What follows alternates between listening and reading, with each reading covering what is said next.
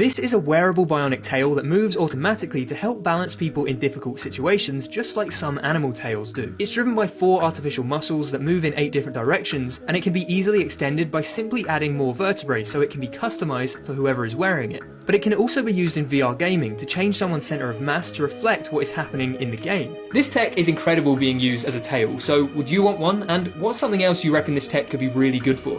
These are bladeless wind turbines. They work almost like a flagpole or building that vibrates in high wind. The top section oscillates and that movement is converted into electricity. And they can oscillate in any direction so they can capture wind from any direction. Normal wind turbines are hard to install and can't be placed in built-up or urban areas. But these bladeless ones can easily be placed essentially anywhere. And they're also super safe for birds. Even though they're not looking to replace normal wind turbines, I think they're a cool idea for a greener future, especially for urban areas. Plus, they also remind me of giant fingers sticking up from the ground. But what do they remind you of? This is one of the biggest and most striking moths in the world. It's called the Atlas Moth. Because of their size and coloration, it's easy for predators to spot them, mostly bigger birds, lizards, that kind of thing. But the Atlas Moth can't physically fight back. It has no claws or mouth or poison. And worse still is because of its size, every flight shortens its life by a day or 2. So how does it protect itself? Well, at the first sign of trouble, it will drop to the forest floor. If the predator follows it, it will raise the tip of its wing in front of the predator's face. And look at the pattern on the tip of that wing. Do you notice anything about it? The Atlas Moth lives in the same area as cobra, and so predators are thought to see the pattern as, well, you can imagine. This behaviour is highly successful at fending off predators much bigger than the moth itself. It's got to be one of the most peaceful and beautiful defence mechanisms in the whole of nature. Alright, today I learned that you have seen this egg get sucked into the bottle, but no one ever shows you how to get the egg back out. So here we go. We're going to light a piece of paper. I have a hard-boiled egg. We're going to light a piece of paper just like this. We're going to put it down inside the jar. As it drops, put the pointy side of the egg down, and as that flame extinguishes, it cools down, decreasing pressure, sucking the egg in. All right, so now you can see I have an egg in my bottle and it is not coming out. All right, so I've seen a lot of people just shake and break until the egg out, but you can get it out so much easier. We're going to use the same idea. So here I have boiling water, and what we want to do is we want to get that egg up in the neck, just like this, to get it out. Now I'm going to hold the Erlenmeyer flask or bottle. You don't have to be science, just whatever bottle you're using, and I'm going to put it over the boiling water, so that way that air inside starts, the temperature starts increasing again. And as that temperature increases, the molecules are bouncing everywhere, which means we're increasing the pressure. Now, by increasing the pressure, it's going to start pushing this egg kind of in the neck of the bottle. You can kind of see it starting to get stuck.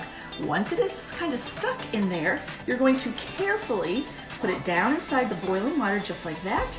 And as the temperature increases and the pressure increases, it's going to keep pressing the egg out of the neck of the bottle, and voila, you have your egg back out. Follow for more science demos and science lessons. I get asked this question kind of a lot, so let me show you how you feed jellyfish. I have this brine shrimp hatchery set up that works pretty well and tends to hatch a lot of shrimp pretty much overnight. All I have to do is reach in, take the strainer cup out, let all the water drip out, and this is what it looks like after. You can't really even tell that they're shrimp. Then I take it over to my tank and release all these guys into the water. And since jellyfish are filter feeders, they kind of just swim around and wait for the food to come to them. And you can tell when they're full because you can actually see through their bodies into their full stomachs. Thanks for watching. Hot fresh knowledge for your brain. Who wants to learn the difference between a grasshopper and a locust? It's a trick question, but it's also not a trick question. They are different. This is a grasshopper, this is a locust, but they're members of the same species. Grasshoppers turn into locusts under very specific circumstances. When resources are dwindling and grasshopper populations get forced into smaller and smaller areas, their little grasshopper bodies rub up against each other, and it triggers a special chemical in their brains that makes them go through this transformation. Their bodies get darker in color, and the peaceful, solitary grasshopper turns into the scary, swarming locust. And boy do they swarm, and boy are they scary. There are reports of locust swarms devouring the clothes off people's backs, the wool off of sheep. They're very different, but they are the same animal. And that chemical, by the way, serotonin, the hormone that makes people experience happiness. What the hell, nature? One of my favorite scientific papers is the Human Disease Network.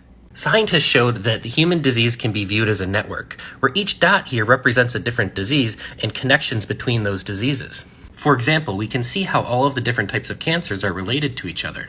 Relationship between muscular dystrophy and cardiomyopathy. It's really interesting how these diseases are connected to each other. Asthma, hypertension, Alzheimer's disease, diabetes, and obesity, all similar to each other. By knowing how all of these diseases are connected to each other, we may be able to come up with better ways to prevent and treat them. Fun fact about space. Today we will be discussing the most horrifying object in the universe. This horrifying little object is called a magnetar. But why is it scary, you might ask? Well, TikTok viewer, I'm about to tell you. So a magnetar is formed when a star goes supernova and leaves behind a neutron star. But the neutron star is spinning so fast that it generates the most powerful electromagnetic field in the entire universe. It's spinning so fast, in fact, that its rotation speed is 1.4 rotations per second, which is absolutely insane. Its magnetic field makes it the most magnetic object in the universe, which is why it's called a magnetar, a magnetic star. Now, some of y'all might be saying, oh, but Stefan, black holes destroy everything that they touch. They're so much scarier than magnetars. Well, let me tell you why you're wrong. If a black hole were to ever enter our solar system, there is a chance that we would survive. Maybe the black hole redirects course and goes somewhere else, or maybe it just misses us entirely. If a magnetar were to ever enter our solar system, its electromagnetic field is so powerful that it would disrupt the electrical signals of every single organic cell on the planet, from plants to bugs to humans. It would screw it all up, and we would all drop dead instantly. If one of these things ever even entered our solar system, there would be no hope. We would all literally just drop dead at the drop of a hat, and that would be it. Every single thing on the planet would die instantly. Not only would it kill everything on our planet, but if there's even the slightest chance of organic cells existing on other planets, they would all be destroyed as well. If a magnetar ever entered our solar system, every single planet would instantly be sterilized. Thankfully, there are only about 12 magnetars in our entire galaxy, and the electromagnetic field of a magnetar is so powerful that it exerts a physical drag on the star itself, which slows down its rotation speed, and its lifespan is only about 10,000 years. But the moral of the story is that magnetars are absolute demons and should be avoided at all costs. Here are 5 of my favorite engineering projects that have been inspired by nature. So first up is Japan's Shinkansen high-speed rail train system. These trains were facing an issue where when they'd go through tunnels, they'd form this really compressed wave of air here, and it would pressurize, so when they move through the tunnel and hit the exit, there'd be like a mini sonic boom at the end, which would disturb everyone around them. So then the engineers were introduced to this little man here, the kingfisher bird, who's known to dive into the water at speeds of like 25 miles per hour and make almost no splash. So the engineers took a look at his little beak right here, and they were like, hey, if they can dive into the water with a beak like that and make no splash, then if we put that on our train, we can get through the air with no sonic boom. So now all their trains have this little snoot shape here on the front, which helps decompress the air in the front by guiding it safely over the top. And since they've done that, they've been able to reduce the air resistance of these trains by 30%, which has led to a 13% power savings. Next up is one of my favorite buildings ever, the National Aquatic Center in Beijing, which you can see is inspired by the shape that bubbles make when they sort of like, get together. So the technical term for this is called like a wearable structure, which is where you have these like 2 bubbles of different shapes that fit together in this sort of repetitious pattern here. And so they were able to basically create this space inside with these like 3D molecules and basically project that onto the side of the building here, where you get this like repetitious like soap bubble shape here. And besides the fact that it looks super cool and lets a lot of natural light in, the irregular shape of these bubbles actually led to a really good seismic performance and allowed them to save a lot of money on like retrofitting the structure seismically. Next up is a building that actually isn't built, it's just a concept, but it's for the Transbay Tower in San Francisco. This building uses a truss called the Mitchell truss, which is a truss that's designed after the Fibonacci sequence. And as you know, with the Fibonacci sequence, this is where you get your golden ratio, like natural shell, like spiral type of stuff. And it turns out that 2 of these spirals together form like the perfect cantilever for a structure. As you can see right here, this is sort of the cantilevering structure, and they kind of projected that onto the building here to give it this like lattice grid shape, where you have these like spirals kind of intersecting and perfectly like resisting lateral forces in either direction. So yeah, unfortunately not built, but it's a really cool rendering, and you can actually see this. There's a new building concept in New York that actually uses a similar thing at its base here. Alright, so now this is one of my favorites. This is the Eastgate Center in Zimbabwe, and basically they designed this totally around its like HVAC cooling system, because typically glass buildings are very expensive to control thermally, so they needed a cheaper option. So they looked to termite mounds to see how they naturally filter out warm air and keep air circulation moving in a very natural way.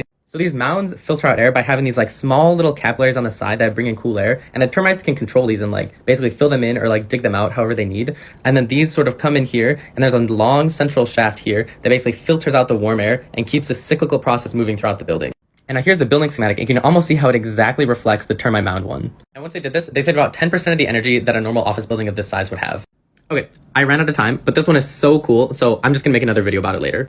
Okay, so this is part 2 of my favorite biomimicry example, and I'm gonna talk about the Institut du Monde Arabe. So this building is super cool because it uses a kinetic facade, where basically these little windows here can change the aperture of this little hole. Basically like your pupil changes when you like look at the sun and stuff, and they have like sensors here where they can control how wide the pupil should be based on how much sunlight is being projected on these panels, and it allows them to control like the thermal energy inside the building at like a great amount of precision to save like a ton of energy.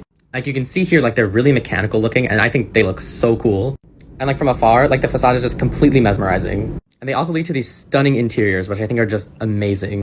So yeah, kinetic facades, besides looking beautiful like this, lead to a lot of really cool ways to basically control the amount of light and heat that comes in your building, which leads to a ton of savings in both energy and money.